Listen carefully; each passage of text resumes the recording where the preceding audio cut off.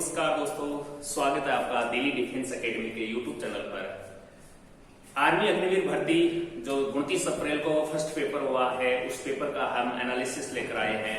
वही सेम जो पेपर 2 दिन का इंटरवल था, छुट्टी थी, उसके बाद 29 अप्रैल से जो पेपर स्टार्ट हुआ है, उसमें जो पहले का पैटर्न था, जिन पेपरों में सेम पैटर्न रखा गया है, कोई हार्ड नहीं है, एकदम सेम वही लेवल रखा गया है। तो आज इस 29 अप्रैल के फर्स्ट शिफ्ट में जो पेपर हुआ है, उस पेपर का हम एनालिसिस करने वाले हैं। चलो शुरुआत करते हैं। और अगर आप दिल्ली डिफेंस एकेडमी चुरू के ऑफलाइन बैच को ज्वाइन करना चाहते हैं तो हमारे कॉन्टैक्ट नंबर इस पर कॉल कर सकते हैं। 1 मई से यहाँ आरपीएफ दिल्ली पुलिस के ऑफलाइन बैच स्टार्ट हो रहे हैं।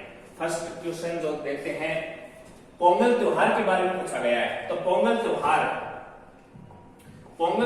तमिलनाडु का त्योहार से एक प्रश्न आ रहा है। तो पोंगल त्योहार तमिलनाडु से संबंधित है। कर्नाटक के सीएम, मुख्यमंत्री और राज्यपाल से प्रश्न हर शिफ्ट में पूछा जा रहा है। तो सिद्धारमैया, ये सिद्धारमैया कर्नाटक के मुख्यमंत्री है वर्तमान में। इसके बाद जो क्वेश्चन पूछा गया था वो था उच्चतम न्यायालय में न्यायाधीशों की संख्या।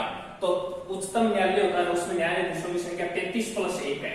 33+1 है, ये मुख्य न्यायाधीश है और 33 अन्य होते हैं। टोटल 34 है, तो इसका आंसर 34 होगा, 33 नहीं होगा, 33+1 होता है। तो कुल संख्या पूछी गई है, तो उसमें मुख्य जो न्यायाधीश होते हैं सीजेआई, वो भी ऐड हो गए, तो इसकी कुल संख्या 34 है।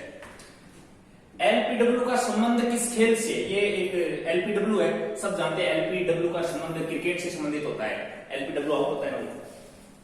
कंचनजंगा चोटी किस राज्य में स्थित है? कंचनजंगा चोटी है वो सिक्किम राज्य में स्थित है। जो भारत की सबसे ऊंची चोटी है कंचनजंगा चोटी, सिक्किम राज्य में स्थित है। भारत की सबसे लंबी नदी, तो सबसे ऊंची चोटी पूछा गया है, तो उसमें सबसे लंबी नदी पूछ लिया गया है, जो कि गंगा नदी है। इसके बाद जो जीके का क्वेश्चन आया वो है तमिलनाडु, पश्चिम बंगाल, हरियाणा, एमपी निम्न में से सबसे अधिक जनसंख्या वाला राज्य। जनगणना 2011 वेरी इंपोर्टेंट, हर शिफ्ट में एक प्रश्न आ रहा है जनगणना से संबंधित। तो ये 4 राज्य दिए गए थे और 4 राज्यों में पूछा गया था कि सबसे अधिक जनसंख्या वाला राज्य कौन सा है। तो टॉपेस्ट जो 4 राज्य है ना, सबसे ज्यादा जनसंख्या वाले, वो थे यूपी में सर्वाधिक जनसंख्या है, 2 नंबर पर है महाराष्ट्र, 3 नंबर पर बिहार और चौथे नंबर पर है वेस्ट बंगाल यानी पश्चिम बंगाल।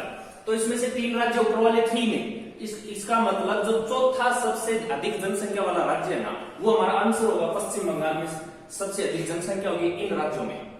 इसके बाद जो क्वेश्चन आया है, a short and history my obsessive journey to Olympic gold किसकी आत्मकथा है? ये अभिनव बिंद्रा है ना, इनकी आत्मकथा है। ये पुस्तक से प्रश्न आ रहा है, ये इनकी आत्मकथा है, आत्मकथा का नाम दिया गया है और पूछा गया था किसकी आत्मकथा है, तो अभिनव बिंद्रा इसका आंसर होगा। इसके बाद प्रश्न है पंचायती राज की सर्वोच्च संस्था। पंचायती राज की जो सर्वोच्च संस्था होती है ना, वो जिला परिषद होती है। इसके बाद जो क्वेश्चन था वो था 2023 में फ्रांस में किस भारतीय की प्रतिमा स्थापित की गई थी? तो फ्रांस के में जो प्रतिमा स्थापित की गई थी 2023 के अंदर, वो थी संत कवि तिरुवल्लुवर की। इनकी जो प्रतिमा थी ये फ्रांस में स्थापित की गई थी। इससे संबंधित ये करंट का प्रश्न है। इसके बाद जो प्रश्न पूछा गया, किसका संबंध भारतीय सेना से था? ये बड़ा आसान प्रश्न था, इस प्रकार के ऑप्शन थे, तो ये अनपढ़ व्यक्ति भी बता सकता है कि इसका जो आंसर क्या होगा। महात्मा गांधी जो सेना से कोई संबंध नहीं था, नेहरू का भी नहीं था और बहादुर का भी नहीं था, तो इसका आंसर क्या था? सुभाष चंद्र बोस इसका आंसर हो जाएगा।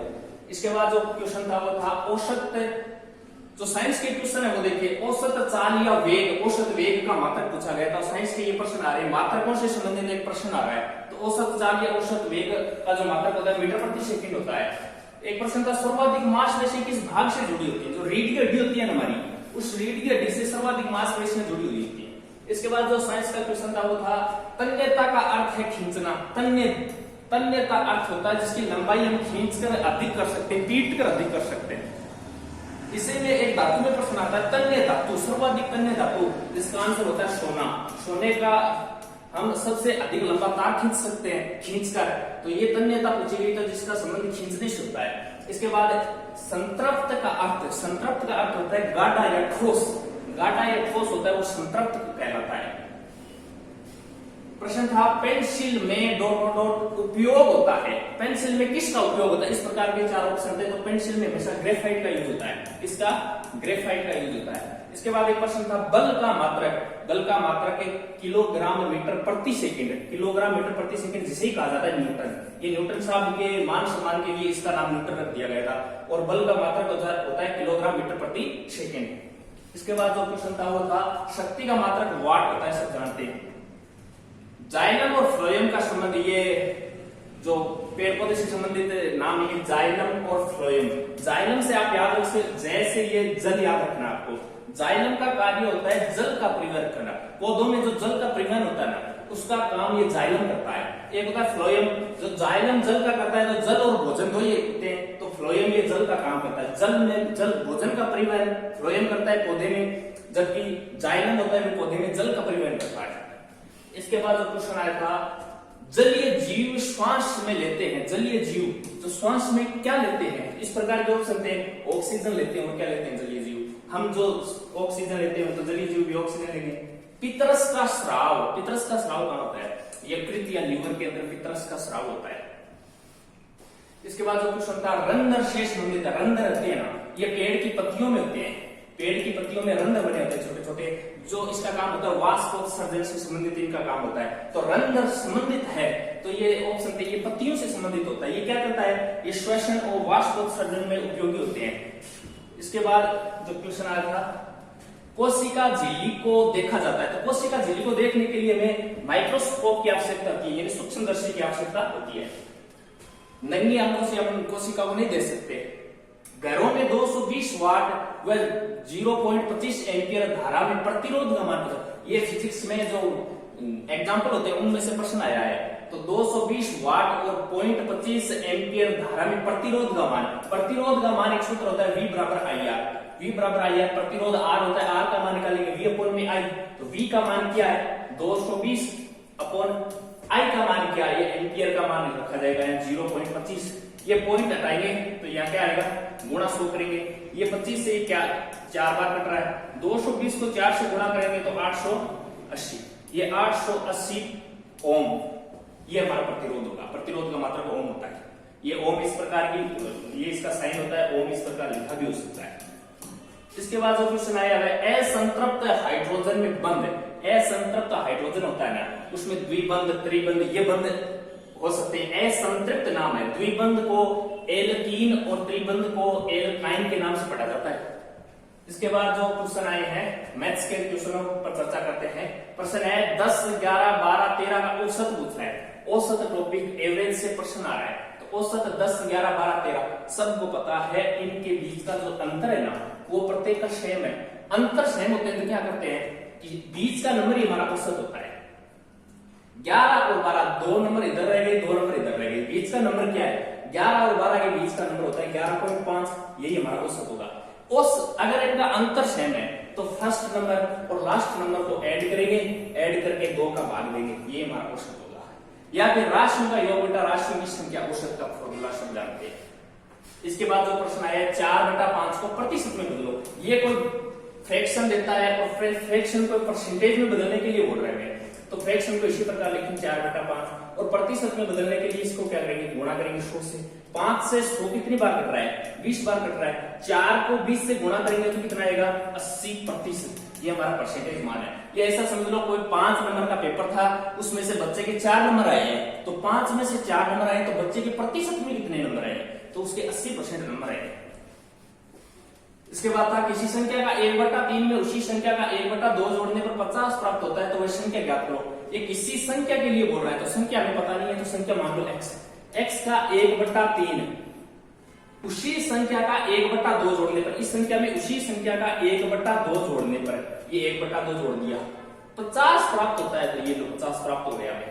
अब पहले इस मान को हल करेंगे हम, ये x/3 ये x/2 है, तो ये x/3 plus x/2 equal to 50 है। इसका एलसीएम कितना आएगा, 6 आएगा, ये हो जाएगा 2x, ये हो जाएगा 3x इक्वल टू 50। यहाँ से 2x और 3x का योग होगा तो ये होगा 5x और इक्वल टू में क्या हो जाएगा 50 इंटू 6। ये देखिए 5 से कितनी बार कट रहा है, ये 10 बार कट रहा है। x का मान यहाँ कितना जाएगा 7, तो वह संख्या हमारी 7। ये इस प्रकार का प्रश्न है, किसी संख्या ऑप्शन से भी हल कर सकते हैं। ऑप्शन में हमारा 60 ऑप्शन होगा, 60 ऑप्शन में जिस प्रकार बोल रहा है उस प्रकार उस संख्या का 1/3 उसमें 1/2 जोड़ेंगे तो 50 प्राप्त होगा। वरना किसी संख्या बोल रहा है तो किसी संख्या को मान सकते हैं x। इसके बाद जो प्रश्न आया था मैथ का, एक ट्रेन 3 घंटे में 51 किलोमीटर चलती है, तो 5 घंटे में कितनी दूरी तय करेगी। ये सिंपल क्वेश्चन है कि एक ट्रेन है जो 3 घंटे के अंदर 51 किलोमीटर की दूरी पार कर रही है, इतनी 51 किलोमीटर की दूरी। हमें यहाँ से पता है कि 1 घंटे में कितनी दूरी पार करी होगी, तो 3 का भाग देंगे तो 17 आएगा, यानी 1 घंटे में ये ट्रेन 17 किलोमीटर की दूरी पार कर रही है। हमें कितने के बोल रहा है, 5 घंटे के लिए बोल रहा है, तो 17 को 5 से गुणा कर देंगे तो 17 5 होते हैं 85, तो ये 85 किलोमीटर की दूरी तय कर लेंगे। इसके बाद एक क्वेश्चन आया है, एक वृत्त की त्रिज्या दे रखी है 35 सेमी। ये वृत्त है, इस वृत्त की ये सेंटर से जो परिधि तक जो मान होता है ये आर होती है, इसी त्रिज्या बोला जाता है। इसका मान है 35, आर का मान 35 दे रखा है। तो परिधि ज्ञात करो। परिधि होता है इसकी बाउंड्री होता है ना, उसका योग पूछ रहा है कि परिधि क्या है। परिधि का सूत्र होता है 2 पाई आर, 2 इंटू पाई का मान 22/7 इंटू आर का मान कितना है 35। ये 7 से कितनी बार कट रहा है, 5 से 2 कितनी बार गुणा हो रहा है 10 बार, तो 22 को 10 से गुणा करेंगे तो 220 सेमी इसका आंसर होगा। इसके बाद जो प्रश्न आया मैथ्स का वो है, षष्ठभुज में कितनी भुजाएं होती है। ये षष्ठभुज है, षष्ठभुज में 6 भुजाएं होती है। कितनी भुजाएं होती हैं, 6 भुजाएं होती हैं। षष्ठभुज आपको पूछ ले कि पंचभुज में कितनी भुजाएं होती है, तो इसके नाम में ही उत्तर है। ये षष्ठ यानी होता है 6, पंचभुज यानी पंच, अष्टभुज यानी 8 भुजा, तो इसके नाम में उसका उत्तर होता है। इसके बाद प्रश्न है 81 का वर्गमूल। ये लो 81 का वर्गमूल सबको बताया होता है। प्रश्न है, एक टमाटर जिसका वजन 50 ग्राम है, एक टमाटर जिसका वजन दे रखा है हमें 50 ग्राम, जिसमें 90% पानी है और 30 टमाटरों में पानी कितना होगा। देखो एक टमाटर है जिसका वजन दे रखा है हमें 50 ग्राम, तो 50 ग्राम में पानी कितना है, 90% पानी है। 50 ग्राम के अंदर 90% पानी है, तो इसका अंदर पानी कितना है वो निकाल लेते हैं। एक टमाटर में इतना पानी है, ठीक है, एक टमाटर में इतना पानी है, तो हमें तो 30 टमाटर का मान निकालना है, तो इसको 30 से गुणा कर देंगे। एक टमाटर में 2 0 से 2 0 कट गए, 9 5 45 को हम गुणा करेंगे, हमें तो 30 टमाटर में निकालना है, तो 30 से गुणा करेंगे, 0 से 0 हासिल 1 और 1350 ग्राम। 30 टमाटरों में जो पानी होगा वो 1350 ग्राम पानी होगा। इसके बाद जो क्वेश्चन आया वो है एलसीएम। एक एलसीएम से संबंधित प्रश्न था जो बच्चों ने कंफर्म वो संख्या नहीं बताई, लेकिन एलसीएम का भी एक प्रश्न था, और ये था 29 अप्रैल का जो फर्स्ट शिफ्ट का पेपर था उसका एनालिसिस था। एकदम वही पैटर्न आ रहा है। अगला जो सेकंड शिफ्ट और थर्ड शिफ्ट का पेपर होगा वही हम दिल्ली डिफेंस एकेडमी के यूट्यूब चैनल पर डालेंगे। धन्यवाद।